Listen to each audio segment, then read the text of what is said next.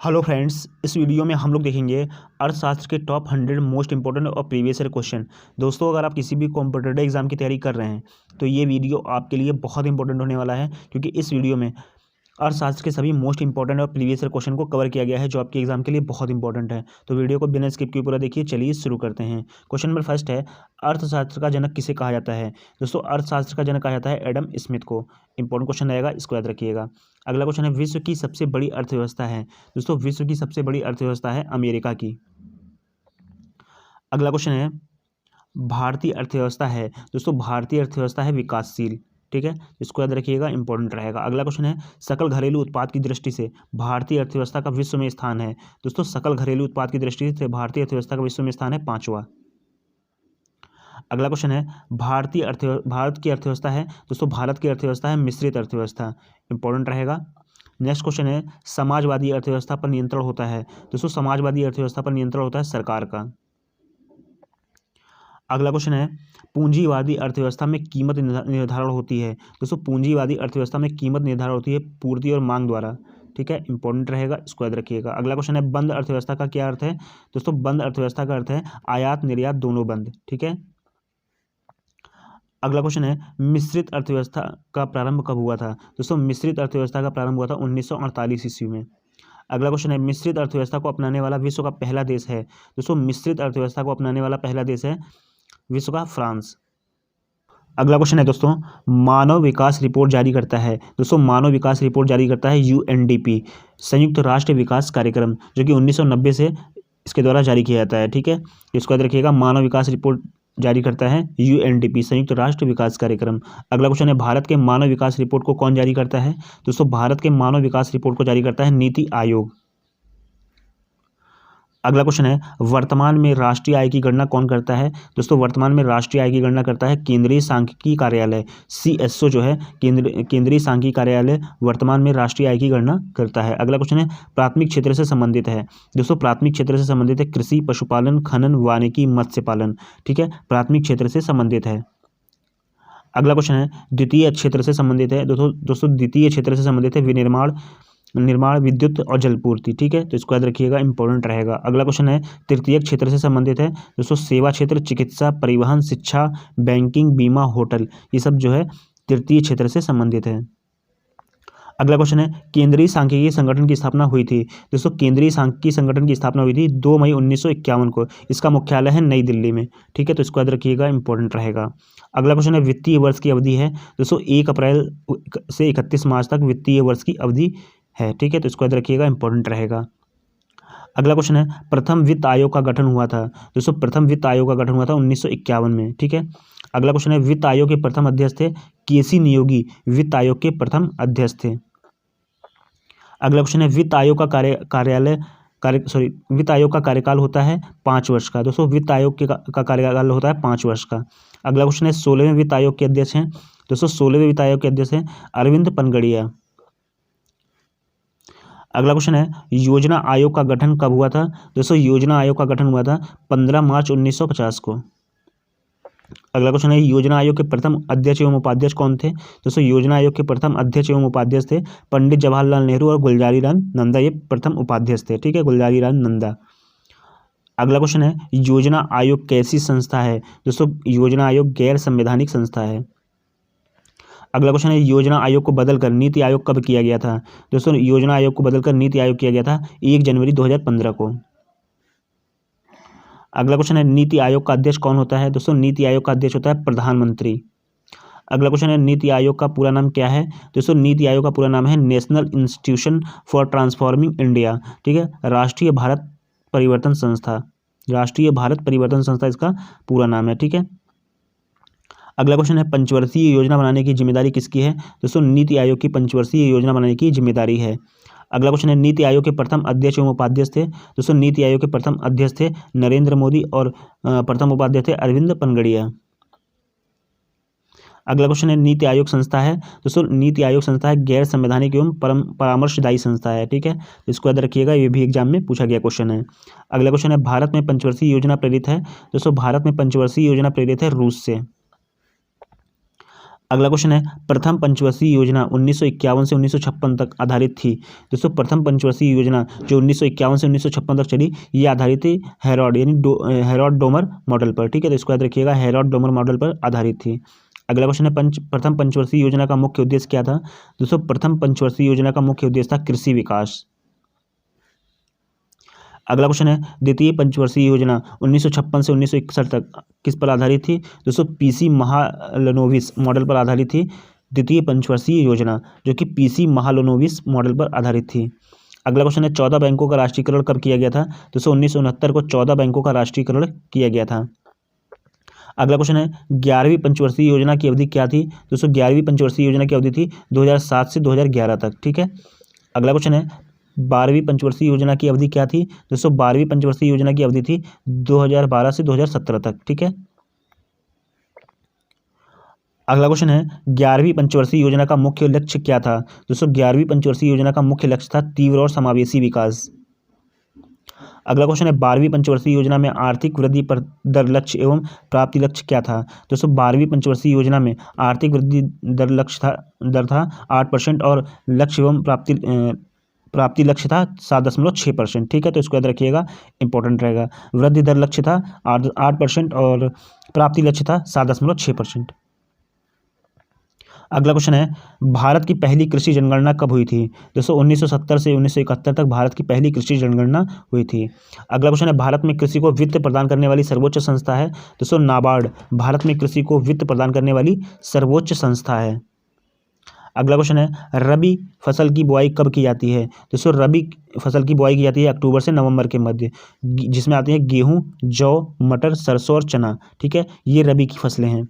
अगला क्वेश्चन है, खरीफ फसल की बुआई कब की जाती है। दोस्तों जून से जुलाई के मध्य की जाती है खरीफ फसल की बुआई, इसमें है चावल, बाजरा, मक्का, ये जो है खरीफ फसलें हैं। अगला क्वेश्चन है, जायद फसल है। दोस्तों जायद फसल है ककड़ी, तरबूजा, खीरा, ये जायद फसलें हैं। अगला क्वेश्चन है, भारत की मुख्य खाद्य फसल है। दोस्तों भारत की मुख्य खाद्य फसल है चावल। अगला क्वेश्चन है, हरित क्रांति की शुरुआत कब हुई थी। दोस्तों 1967 से 1968 के मध्य हुई थी हरित क्रांति की शुरुआत। अगला क्वेश्चन है, भारत में हरित क्रांति का जनक किसे कहा जाता है। एमएस स्वामीनाथन को भारत में हरित क्रांति का जनक कहा जाता है। अगला क्वेश्चन है, विश्व में हरित क्रांति का जनक किसे कहा जाता है। दोस्तों डॉक्टर नॉर्मन बोरलॉग को विश्व में हरित क्रांति का जनक कहा जाता है। अगला क्वेश्चन है, हरित क्रांति से सबसे प्रभावित फसल है। दोस्तों हरित क्रांति से सबसे प्रभावित फसल है गेहूं। अगला क्वेश्चन है, हरित क्रांति का जनक किस देश को कहा जाता है। दोस्तों हरित क्रांति का जनक कहा जाता है फिलीपींस को। अगला क्वेश्चन है, सर्वप्रथम हरित क्रांति आई थी। दोस्तों सर्वप्रथम हरित क्रांति आई थी पंजाब में। ठीक है, अगला क्वेश्चन है, पीली क्रांति संबंधित है। दोस्तों पीली क्रांति संबंधित है तिलहन उत्पादन से। अगला क्वेश्चन है, भूरी क्रांति संबंधित है। दोस्तों भूरी क्रांति संबंधित है उर्वरक उत्पादन से। अगला क्वेश्चन है, गुलाबी क्रांति किससे संबंधित है। दोस्तों गुलाबी क्रांति संबंधित है झींगा उत्पादन से। अगला क्वेश्चन है, श्वेत क्रांति किससे संबंधित है। श्वेत क्रांति संबंधित है दुग्ध उत्पादन से। अगला क्वेश्चन है, बादामी क्रांति किससे संबंधित है। दोस्तों बादामी क्रांति संबंधित है मसाला उत्पादन से। अगला क्वेश्चन है, लाल क्रांति किससे संबंधित है। दोस्तों मांस एवं टमाटर से संबंधित है लाल क्रांति। अगला क्वेश्चन है, नीली क्रांति किससे संबंधित है। दोस्तों मत्स्य पालन से संबंधित है नीली क्रांति। अगला क्वेश्चन है, सुनहरी क्रांति किससे संबंधित है। फल उत्पादन से संबंधित है सुनहरी क्रांति। अगला क्वेश्चन है, प्रत्यक्ष कर कौन से हैं। दोस्तों प्रत्यक्ष कर हैं आयकर, संपत्ति कर, निगम कर, मृत्यु कर, भू राजस्व कर और उपहार कर, ये प्रत्यक्ष कर हैं।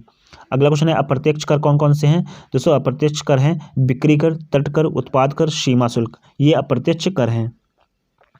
अगला क्वेश्चन है, जीएसटी का पूर्ण रूप क्या है। दोस्तों जीएसटी का पूर्ण रूप है गुड्स एवं सर्विस टैक्स। अगला क्वेश्चन है, भारत में जीएसटी कब लागू हुआ। दोस्तों 1 जुलाई 2017 को भारत में जीएसटी लागू हुआ। अगला क्वेश्चन है, जीएसटी है। दोस्तों जीएसटी है अप्रत्यक्ष एवं गंतव्य आधारित कर। अगला क्वेश्चन है, जीएसटी की 4 दरें हैं। दोस्तों पहले जीएसटी की 4 दरें थी 5%, 12%, 18% और 28%, लेकिन दोस्तों अब इसको बदल दिया गया है। ठीक है, तो अब याद रखिएगा 5% से 18% 2 आपकी जीएसटी दरें रह गई हैं। ठीक है, अब ये करंट का क्वेश्चन आपका बन गया है। ठीक है, 5% और 18%। ठीक है, तो पहले ये था। ठीक है, नेक्स्ट क्वेश्चन है, किस संविधान संशोधन द्वारा भारत में जीएसटी लागू किया गया है। दोस्तों 101वां संविधान संशोधन के द्वारा जीएसटी लागू किया गया था भारत में। अगला क्वेश्चन है, जीएसटी परिषद की स्थापना कब हुई। दोस्तों 12 सितंबर 2016 को जीएसटी परिषद की स्थापना की गई थी। अगला क्वेश्चन है, आरबीआई का मुख्यालय कहाँ है। दोस्तों आरबीआई का मुख्यालय है मुंबई, महाराष्ट्र में। अगला क्वेश्चन है आरबीआई की स्थापना कब हुई थी? दोस्तों आरबीआई की स्थापना हुई थी 1 अप्रैल 1935 में, ठीक है। हिल्टन यंग आयोग की सिफारिश पर की गई थी आरबीआई की स्थापना 1 अप्रैल 1935 को। अगला क्वेश्चन है रिजर्व बैंक का राष्ट्रीयकरण कब हुआ? दोस्तों रिजर्व बैंक का राष्ट्रीयकरण हुआ था 1 जनवरी 1949 को। अगला क्वेश्चन है रिजर्व बैंक के प्रथम भारतीय गवर्नर कौन थे? सीडी देशमुख रिजर्व बैंक के प्रथम भारतीय गवर्नर थे। अगला क्वेश्चन है रिजर्व बैंक का लेखा वर्ष है? दोस्तों रिजर्व बैंक का लेखा वर्ष है 1 जुलाई से 30 जून के मध्य। अगला क्वेश्चन है सर्वप्रथम 14 प्रमुख बैंकों का राष्ट्रीयकरण कब किया गया था? दोस्तों 19 जुलाई 1969 को 14 बैंकों का राष्ट्रीयकरण किया गया था।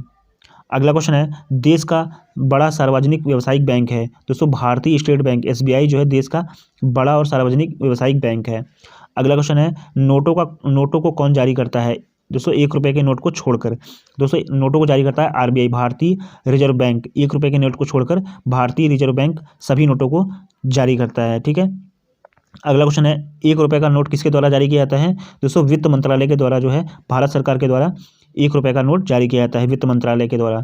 अगला क्वेश्चन है भारत का प्रथम बैंक है? दोस्तों बैंक ऑफ हिंदुस्तान भारत का प्रथम बैंक है। अगला क्वेश्चन है वर्तमान में राष्ट्रीयकृत बैंकों की संख्या है? दोस्तों वर्तमान में राष्ट्रीयकृत बैंकों की संख्या है 12। अगला क्वेश्चन है किसान क्रेडिट कार्ड योजना कब प्रारंभ की गई थी? 1998 में किसान क्रेडिट कार्ड योजना प्रारंभ की गई थी। अगला क्वेश्चन है भारत में एटीएम शुरू करने वाला पहला बैंक है? दोस्तों भारत में एटीएम शुरू करने वाला पहला बैंक है HSBC 1987 में एटीएम शुरू किया गया था, ठीक है। अगला क्वेश्चन है आरबीआई मौद्रिक नीति की समीक्षा करता है? प्रत्येक 2 माह पर आरबीआई मौद्रिक नीति की समीक्षा करता है। अगला क्वेश्चन है मौद्रिक नीति के प्रमुख उपकरण हैं? दोस्तों मौद्रिक नीति के प्रमुख उपकरण हैं repo rate, reverse repo rate, CRR और SLR। ये मौद्रिक नीति के प्रमुख उपकरण हैं। अगला क्वेश्चन है जिस दर पर बैंक रिजर्व बैंक से उधार नकदी ऋण प्राप्त करते हैं कहलाता है? दोस्तों जिस दर पर बैंक रिजर्व बैंक से उधार प्राप्त करते हैं उसे रेपो दर कहते हैं, ठीक है। अगला क्वेश्चन है आरबीआई जिस दर पर वाणिज्य बैंकों को ऋण उपलब्ध कराता है वह कहलाता है? दोस्तों आरबीआई जिस दर पर वाणिज्य बैंकों को ऋण उपलब्ध कराता है वह कहलाता है बैंक दर। अगला क्वेश्चन है वह दर जिस पर आरबीआई अन्य बैंकों से ऋण लेती है कहलाता है? दोस्तों रिवर्स रेपो दर आरबीआई अन्य बैंकों से ऋण लेती है उसे कहते हैं रिवर्स रेपो दर। अगला क्वेश्चन है NEFT का पूर्ण रूप क्या है? दोस्तों national electronic fund transfer NEFT का पूर्ण रूप है। अगला क्वेश्चन है IFSC का पूर्ण रूप है इंडियन फाइनेंशियल सिस्टम कोड। ये IFSC का पूर्ण रूप है, ठीक है। अगला क्वेश्चन है सिडबी का पूर्ण रूप क्या है? दोस्तों सिडबी का पूर्ण रूप है भारतीय लघु उद्योग विकास bank, small industries development bank of India. ये जो है सिडबी का पूर्ण रूप है। अगला क्वेश्चन है सिडबी की स्थापना कब हुई? 2 अप्रैल 1990 को सिडबी की स्थापना हुई जिसका मुख्यालय लखनऊ में है। अगला क्वेश्चन है इको मार्क संबंधित है? दोस्तों इको मार्क संबंधित है पर्यावरण से। अगला क्वेश्चन है सफ़ेद सोना किसे कहा जाता है? कपास को सफ़ेद सोना कहा जाता है। अगला क्वेश्चन है हरा सोना किसे कहा जाता है? दोस्तों हरा सोना कहा जाता है चाय को। अगला क्वेश्चन है स्वर्ण द्रव कहा जाता है? पेट्रोलियम को स्वर्ण द्रव कहा जाता है। अगला क्वेश्चन है विश्व बैंक WTO की स्थापना कब हुई थी? दोस्तों विश्व बैंक WTO की स्थापना हुई थी 1945 में। अगला क्वेश्चन है विश्व बैंक WTO का मुख्यालय कहाँ है? वाशिंगटन DC में है WTO का मुख्यालय। अगला क्वेश्चन है अंतर्राष्ट्रीय मुद्रा कोष IMF की स्थापना कब हुई? दोस्तों अंतर्राष्ट्रीय मुद्रा कोष IMF की स्थापना हुई थी दिसंबर 1945 में जिसका मुख्यालय है वाशिंगटन DC में। अगला क्वेश्चन है विश्व बैंक ऋण देता है? दोस्तों विश्व बैंक ऋण देता है दीर्घकालीन एवं अल्पकालीन दोनों, ठीक है। विश्व बैंक ऋण देता है दीर्घकालीन एवं अल्पकालीन दोनों। अगला क्वेश्चन है राष्ट्रीय किसान आयोग का गठन कब हुआ? दोस्तों राष्ट्रीय किसान आयोग का गठन हुआ था 2004 में। अगला क्वेश्चन है नाबार्ड का पूर्ण रूप क्या है? दोस्तों नाबार्ड का पूर्ण रूप है national bank for agriculture and rural development, ठीक है। तो इसको पूर्ण रूप है national bank for agriculture and rural development. I hope दोस्तों आपको वीडियो पसंद आई होगी। ये थे आपके 100 मोस्ट इंपॉर्टेंट प्रीवियस क्वेश्चन। तो वीडियो को लाइक कर दीजिए, शेयर कर दीजिए, चैनल को सब्सक्राइब कर लीजिए। Thanks for watching this video.